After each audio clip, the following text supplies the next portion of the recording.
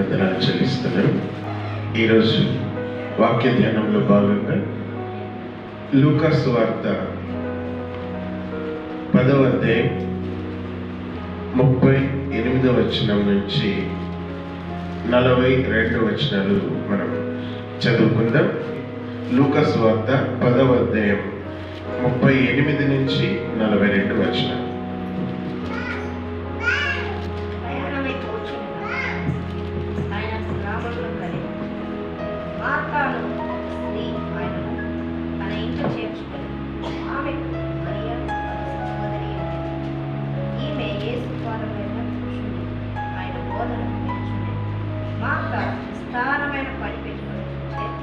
తొందరపడి ఆయనకు వచ్చి, ప్రభువా, నేను ఒంటరిగా పనిచేయటం నా సహోదరి నన్ను విడిచిపెట్టినందున నీకు చెప్పలేదా? నాకు సహాయం చేయమని ఆమెతో చెప్పమని. అందుకు ప్రభువు, మార్తా మార్తా, నీవు అనేకమైన పనులను గురించి విచారము కలిగి తొందరపడుచున్నావు, కానీ అవసరమైనది ఒకటి, మరియా ఉత్తమమైన దానిని ఏర్పరచుకోలేదు, అది ఆమె యొద్ద నుండి తీసివేయబడదు ఆమెతో చెప్పాను. హల్లెలూయా. ఈ భాగంలో మనం గమనిస్తున్న సన్నివేశం ఏంటి అంటే, యేసు ప్రభు ఒకసారి ప్రయాణమై వెళ్తూ ఉన్నాడంట. అప్పుడు ఒక గ్రామంలోకి వచ్చినాడంట యేసు ప్రభు. ఆ గ్రామంలోకి వస్తే అక్కడ మరియా, మార్తా అని ఇద్దరు సహోదరులు ఉన్నారు. మరి యేసు తల్లి అయిన మరియా వేరు, ఈ మరియా వేరు. కానీ మార్తా, మరియా అని ఇద్దరు సహోదరులు ఉన్నారు. వాళ్ళు యేసు ప్రభుని ఆహ్వానించినారు.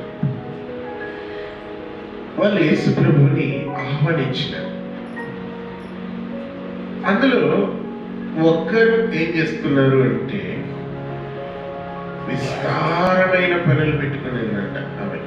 ఎవరు ఆమె అంటే మార్తా.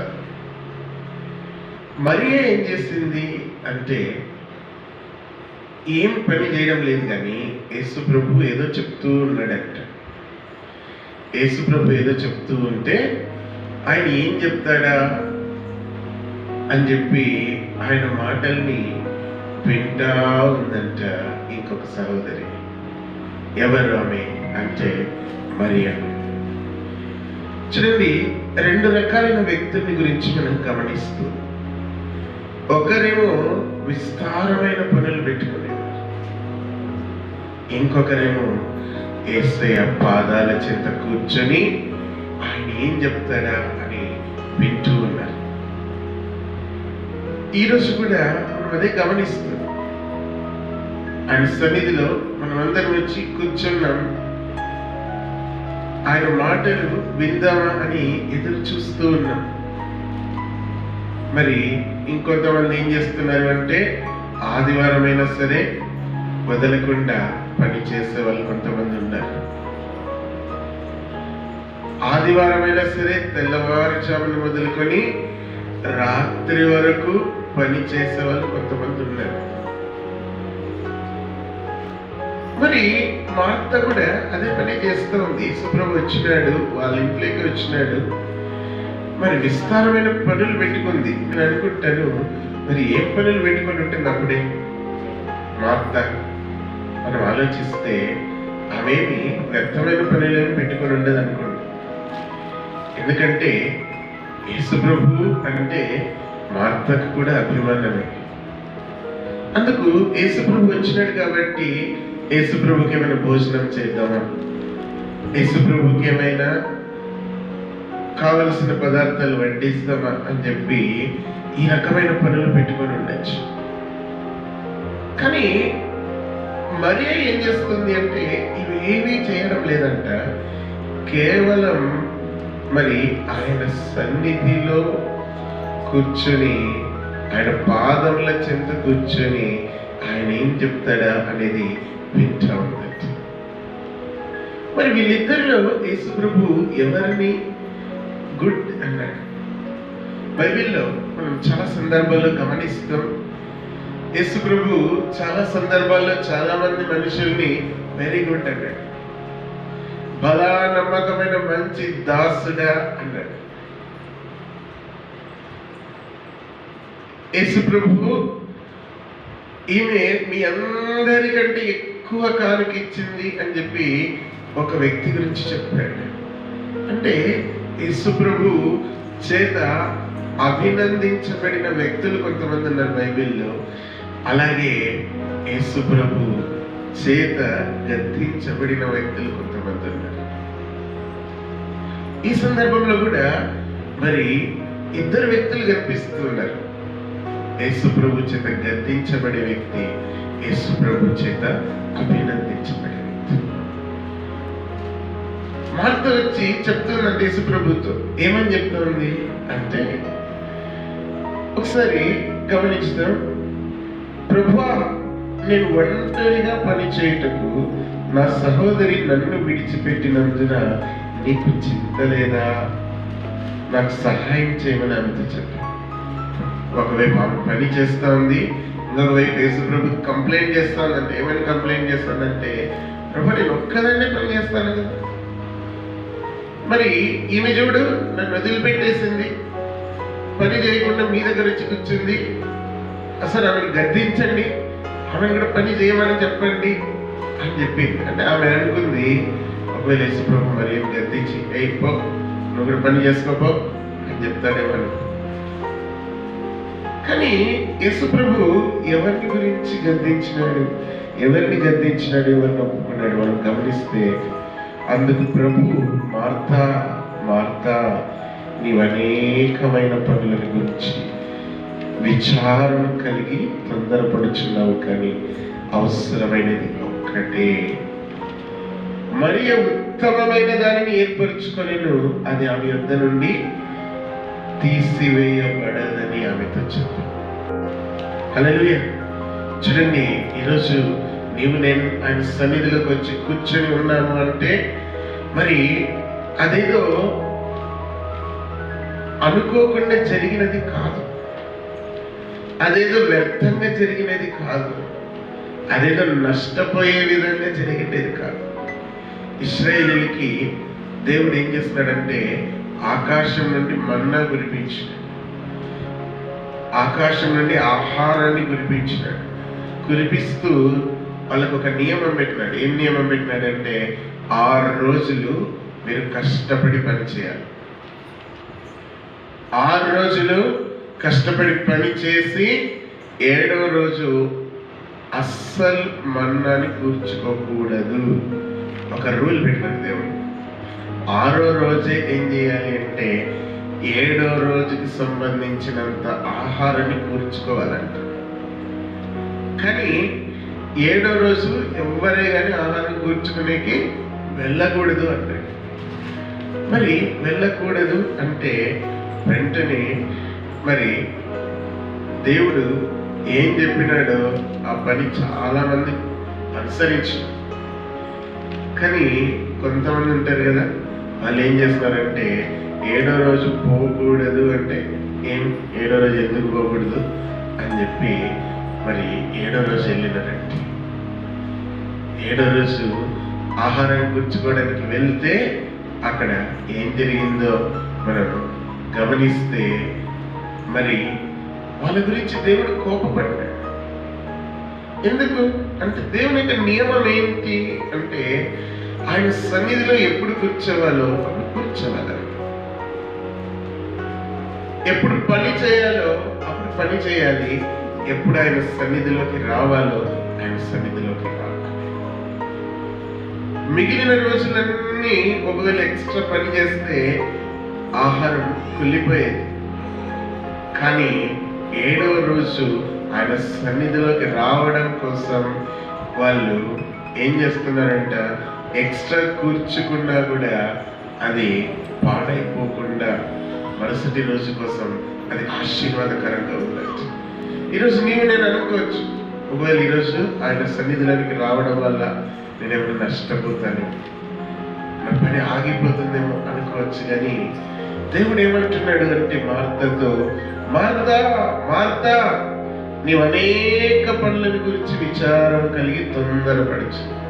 చూడండి, దేవుడు మార్తా అని ఒకసారి అనొచ్చు కదా, కానీ 2 సార్లు పిలుస్తున్నాడు. ఏమని పిలుస్తున్నాడు?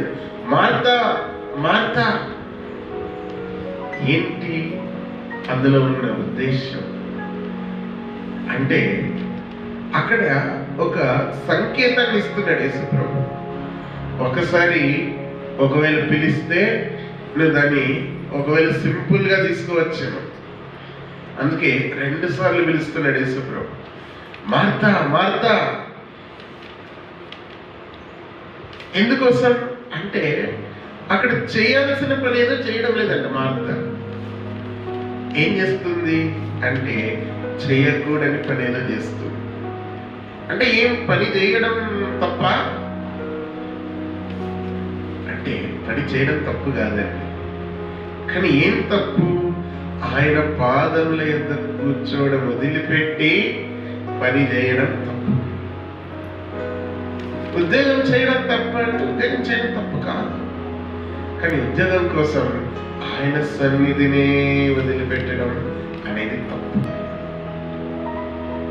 విస్తారమైన పని చేస్తానంట, కానీ మరియ ఏం చేస్తుందంట? ఆయన సన్నిధిలో కూర్చోలేదంట.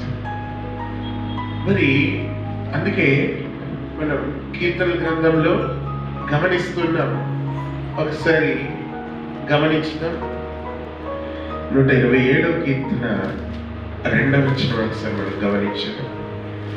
127వ కీర్తన 2వ వచనం ఒకసారి.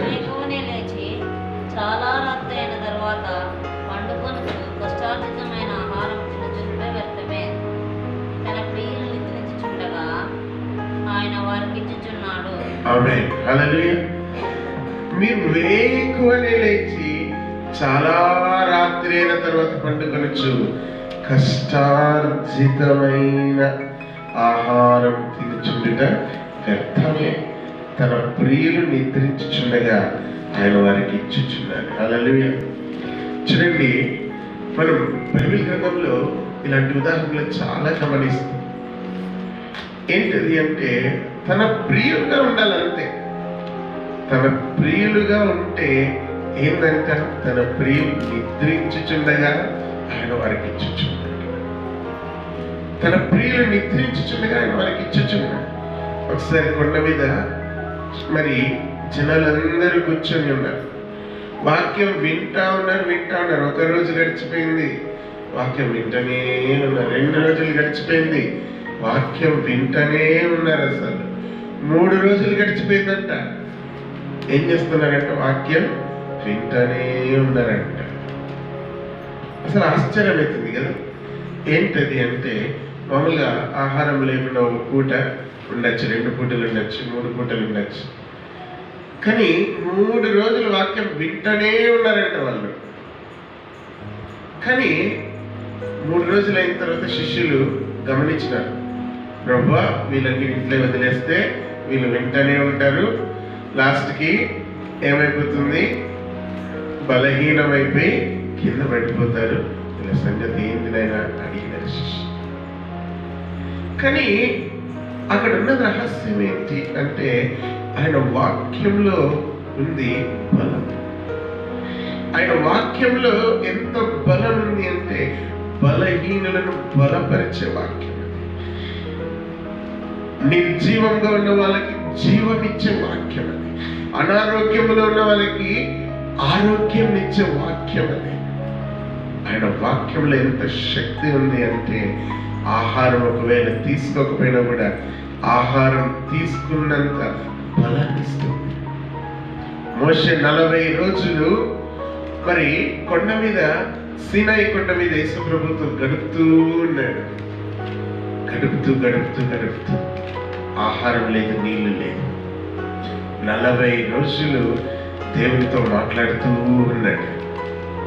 మరి 40 రోజులు ఆహారం లేకుండా ఏ విధంగా ఉండగలిగినాడు అంటే, ఆయన వాక్యంలో ఉన్న బలం ఎంతటి బలం అంటే, అది శరీరానికి బలం ఇస్తుంది, ఎముకలకు సత్తువనిస్తుంది, అలాగే ఆరోగ్యాన్ని ఇస్తుంది.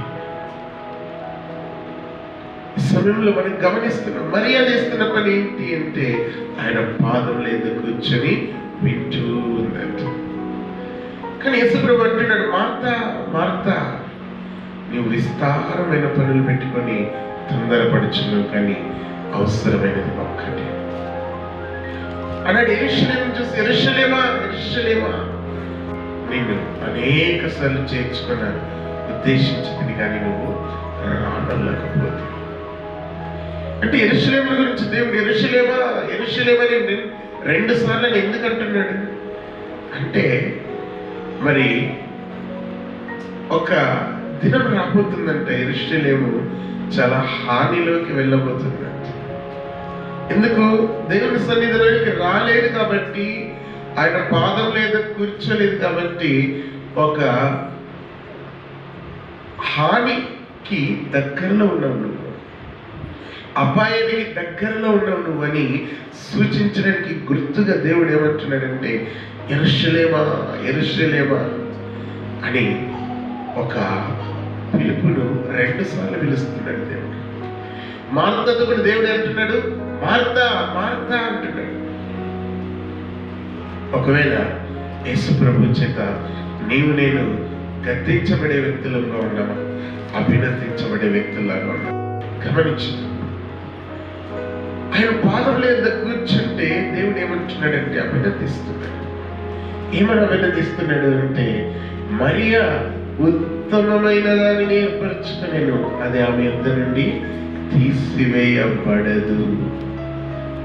ఆయన పాదం లేదా కూర్చుండి ఆయన స్తుతించి ఆరాధించుతూ, ఆయన నామాన్ని ఘనపరుస్తూ, ఆయన వాక్యాన్ని వింటూ, ఆయన సన్నిధిలో ఆనందిస్తూ కూర్చుంటే దేవుడు ఏమంటున్నాడంటే, ఉత్తమమైన దానిని మరియా ఎన్నుకుంది అంటున్నాడు.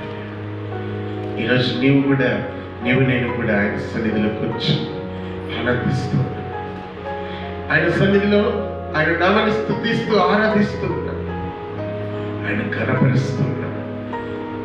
మరి దేవుడు ఏమంటున్నాడంటే, నీకు ఉత్తమమైన దాన్ని ఎన్నుకున్నావు. ఒకవేళ ఇతరులు చూసి నిన్ను గురించి ఒకవేళ కంప్లైంట్ చేయొచ్చు.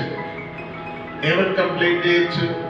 వీళ్ళకేం పని పాట లేదు, ఎప్పుడు చర్చికి వెళ్తూ ఉంటారు, ఎప్పుడు ప్రార్థన చేస్తూ ఉంటారు అని చెప్పి నీ గురించి ఇతరులు ఒకవేళ కంప్లైంట్ చేయొచ్చు.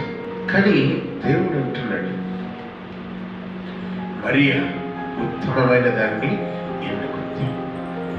ఈరోజు నీవు నేను ఒకవేళ ఇతరుల చేత గద్దించబడే వాళ్ళలాగా ఉండొచ్చు, కానీ దేవుని చేత అభినందించబడే వాళ్ళలాగా ఉంటే అది చాలా విలువైన నిధి, అది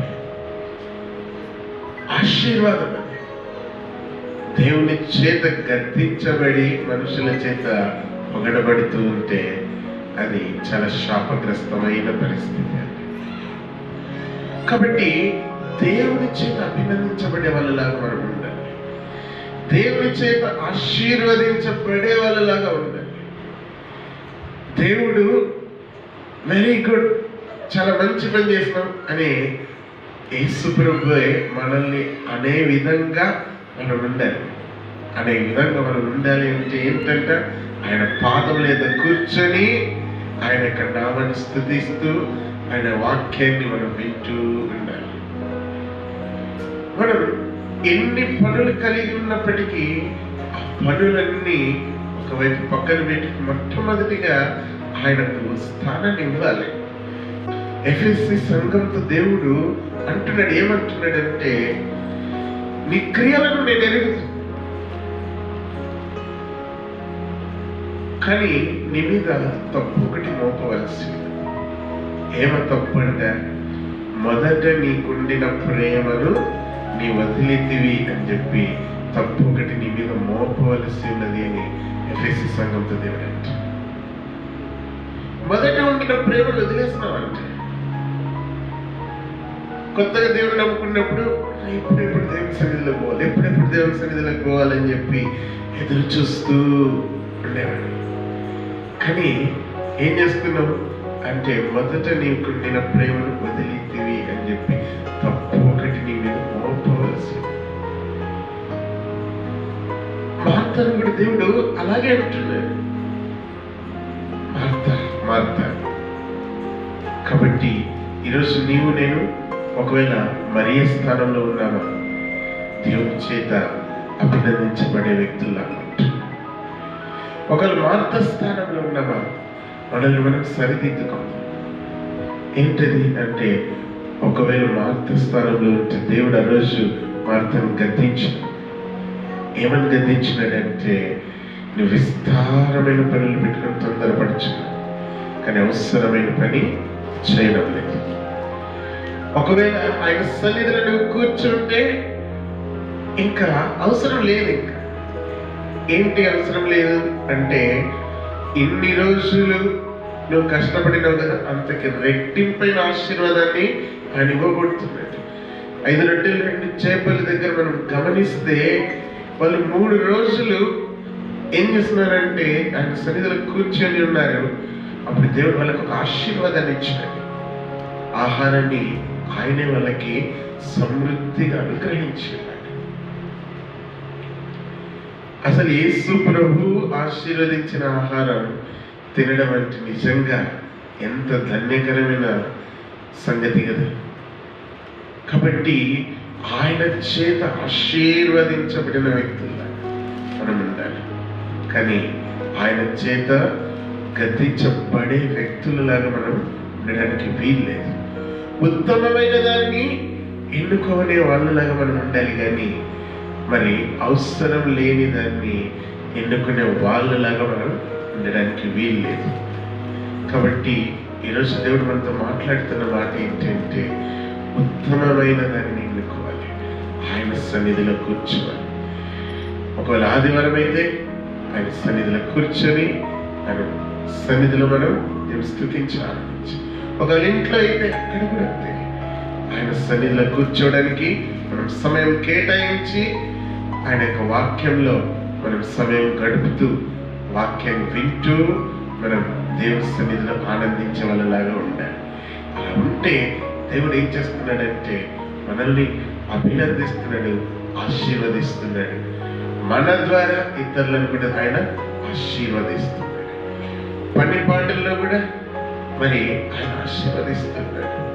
కాబట్టి మరియలాగా మనం ఉండాలి, కానీ మార్తలాగా ఉండకూడదని చెప్పి ఒక వాక్యం ద్వారా తెలుసుకుంటున్నాం. ఆ విధంగా చేయడానికి దేవుడు మనకి సహాయం చేయను గాక. మరి ప్రార్థన చేసుకొని యొక్క ఉదయకాల ఆరాధన మనం ముగించుకుందాం. అందరు కళ్ళు మూసుకున్నట్లయితే ప్రార్థన చేసుకుందాం. పరిశుద్ధుడా యేసయ్య, మీకు వందనాలు, స్తుతులు, స్తోత్రాలు చెల్లిస్తున్నాం.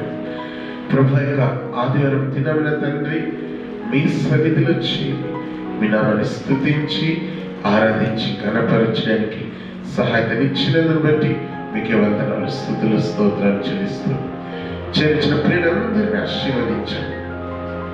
ప్రభువా యేసయ్య, వీరు మీ సన్నిధిలో కూర్చొని ప్రభువా యేసయ్య మీ యొక్క స్వరమును విని మీ యొక్క పాదముల చెంత కూర్చొని ఉండి ప్రభువా యేసయ్య ఉత్తమమైన దానిని ఎన్నుకున్న వాళ్ళలాగా ఉండాలి. నేను అద్భుతం జరిగించండి ప్రభు, నడిపించమని ప్రార్థిస్తున్నాను. ప్రభు విస్తారమైన పనుల వల్ల ప్రభు మీ పాదముల చెంత కూర్చొనే భాగ్యాన్ని వదులుకోకుండా ప్రభు సహాయతను అనుగ్రహించమని ప్రార్థిస్తున్నాను. మనం మీ చేతులకు అప్పగిస్తూ ప్రభు నన్ను వారంతటి కోసం సిద్ధపరచమని ప్రార్థిస్తూ మనం మీ చేతులకు సమర్పిస్తూ యేసు నామములో ప్రార్థన సమర్పిస్తున్నాను తండ్రి. ఆమేన్.